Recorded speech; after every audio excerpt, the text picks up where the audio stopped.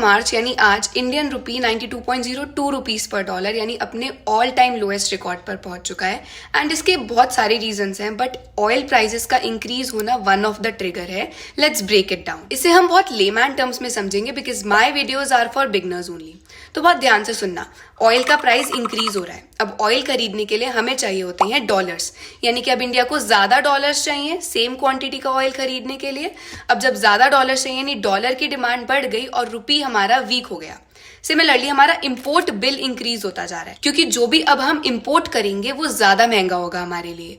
यानी कि we are sending out more dollars than we are earning, यानी हमें ज्यादा से ज्यादा डॉलर चाहिए जो कि हम खर्च करेंगे, हमारा खर्चा बढ़ गया।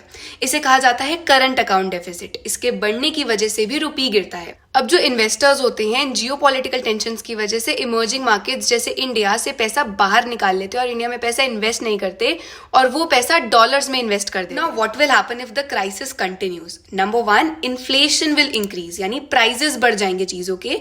GDP growth will be slower, GDP growth बहुत स्लो हो जाएगी। And the remittances that we receive from Indians living in Gulf countries will be affected.